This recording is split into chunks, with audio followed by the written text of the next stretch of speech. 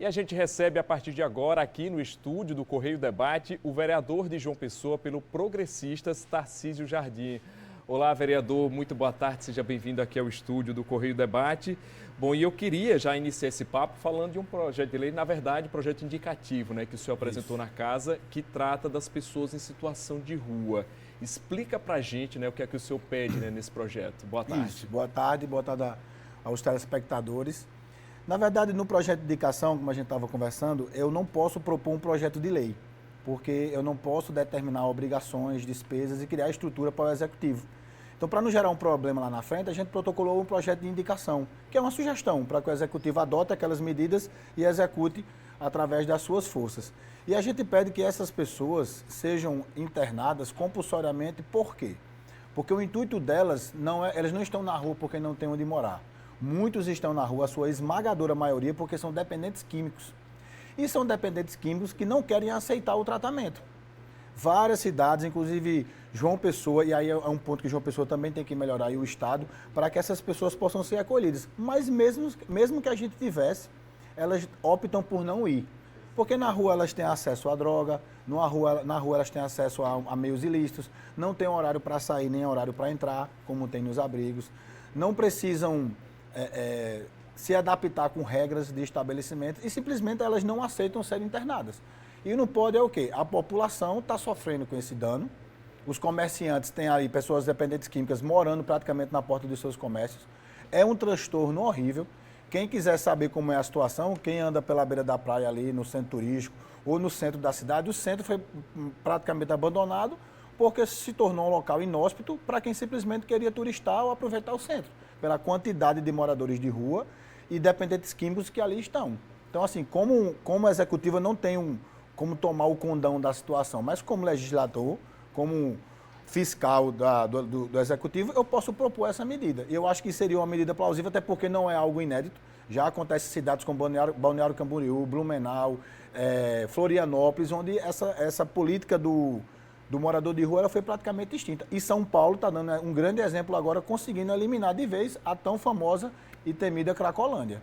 Mas para ficar um pouco mais claro, né, para essas pessoas que estão em situação de rua, mas que não são dependentes, o que a prefeitura teria que fazer com essas pessoas? A prefeitura já tem um programa de habitação, são centenas de milhares de unidades habitacionais que estão sendo construídas, mas infelizmente também eu tenho um grande problema com isso. As pessoas que são contempladas, muitas vezes vendem a sua unidade e voltam a morar na rua.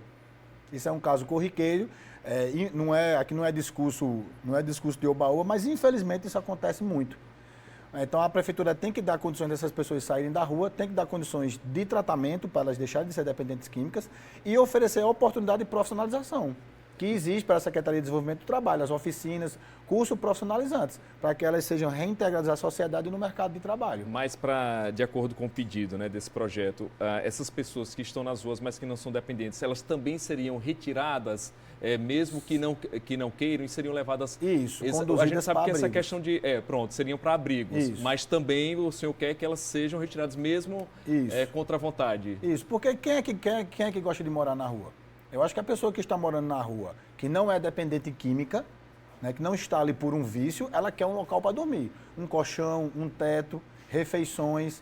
Inclusive, a gente até poderia fazer convênios com essas entidades que auxiliam com refeições nas ruas, que essas refeições fossem entregues para aqueles que estão dentro dos seus abrigos.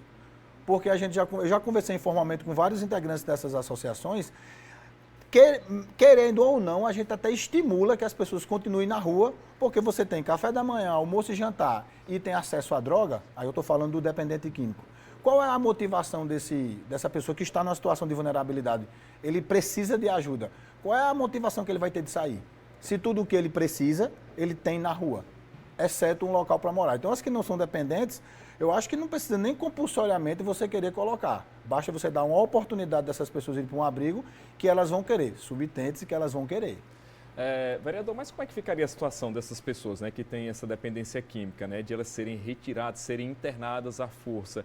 Isso não fere o direito do cidadão, o livre-arbítrio? Enfim, o senhor não acha que talvez isso seja uma atitude radical demais com essas pessoas? Por mais que a gente saiba que essa situação também é subhumana, enfim, a situação que elas passam na rua? Isso, eu acho que o mais subhumano é exatamente o que você falou. É essa pessoa viver ao bel prazer de um vício, dormindo na rua, delinquindo, porque eles se tornam pessoas delinquentes por conta do vício.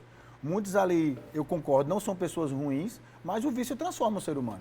Eu sou policial civil de carreira, trabalhei quase 10 anos na Polícia Civil, eu sei o que é o crime propriamente dito. Então, se você achar que uma pessoa se sente feliz em estar numa situação daquela e não queria estar no convívio de sua família, isso realmente é um equívoco. Ela queria ter um lar para morar, ela queria ter uma família para acolher. Mas muitos hoje encontram o único consolo na droga. Então, eu acho que você deixar aquela pessoa morrer através do vício, morrer a míngua na rua, isso aí é sobre-humano. E não você querer a ajuda dela. Ela está fora de si, ela não está no seu normal, no seu comum. Então, já que ela não tem a atitude do seu normal comum de querer ajuda, cabe ao poder público tomar atitudes. Claro, isso conversado com o Ministério Público, conversado com o Judiciário, fazer termos de ajuste de conduta. Isso aqui não é uma ação arbitrária, unilateral do Poder Legislativo. Todo mundo junto, faz uma reunião, Prefeitura, Direitos Humanos, Ministério Público, Judiciário, para que a gente possa trazer uma solução. Eu estou clamando, pedindo a ajuda do grupo para que isso seja solucionado. O que não pode é a gente deixar esse tipo de situação se proliferar e a sociedade sendo também vítima disso aí. Então, eles têm um direito deles, mas a sociedade também tem o seu direito, né? O meu direito termina quando o seu começa. E como é que esse projeto foi recebido lá por seus colegas de casa? Não teve repercussão. Os vereadores mais bem informados sabem que é um indicativo, né? Não tem força de lei. Cabe ao Executivo acolher essa proposta e mandar de cima para baixo, né? Do Executivo para a Câmara, mas não teve repercussão negativa, não. Não teve debate sobre o... Foi lido o projeto, né? A ementa do projeto, inclusive pelo meu colega Marcos Henriques, que é do PT, e não teve nenhum tipo de polêmica, porque eu acho que quem está em sã consciência concorda que nenhum ser humano gosta ou tem que ser determinado a viver da maneira que essas pessoas estão vivendo.